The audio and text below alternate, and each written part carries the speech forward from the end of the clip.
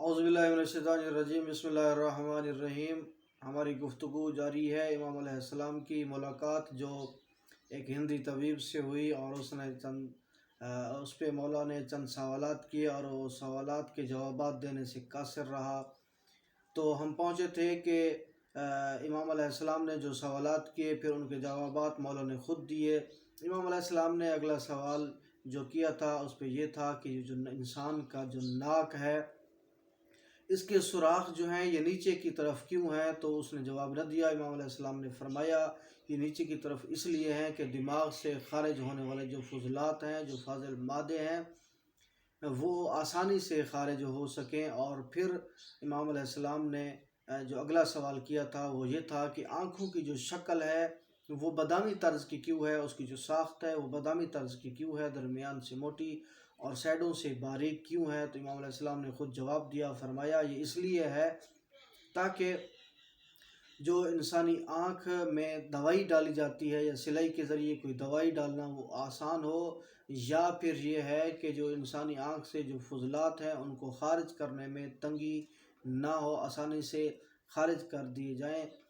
اور پھر فرمایا کہ یہ ہونٹ جو ہیں اور مونچھیں یہ منہ پہ کیوں موجود ہیں، اس کو لگانے کی وجہ کیا ہے؟ تو امام علیہ السلام نے فرمایا یہ اس لیے ہے کہ انسانی دماغ سے خارج ہونے والے فضلات وہ منہ کو گندا نہ کریں اور سیدھا منہ میں نہ آئیں، اور ان کو رکاوٹ پیدا کرنے کے لیے اور انسانی جسم میں خوبصورتی بھی بھرنے کے لیے یہ مونچھیں اور ہونٹ لگائے گئے ہیں۔ پھر مولا نے جو سوال اگلا کیا تھا کہ یہ دانت ہیں وہ نوکیلے کیوں ہیں، تیز کیوں ہیں، جبکہ داڑھیں چپٹی ہوئی اور چوڑی ہیں؟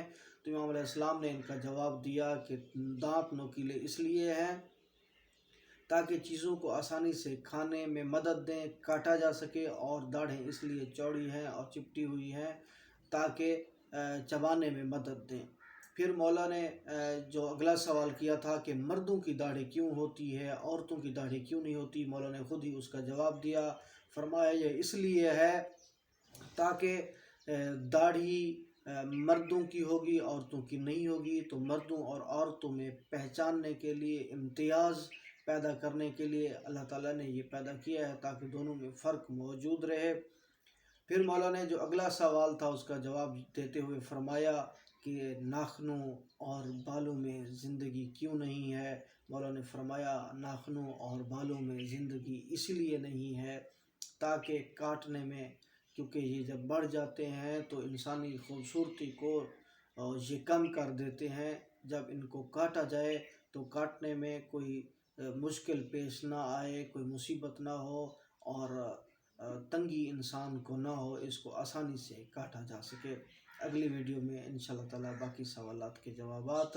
ہماری ویڈیو دیکھنا نہ بھولیے گا، اور ہمارے چینل کو اگر آپ نے ابھی تک سبسکرائب نہیں کیا تو سبسکرائب کرنا نہ بھولیے گا۔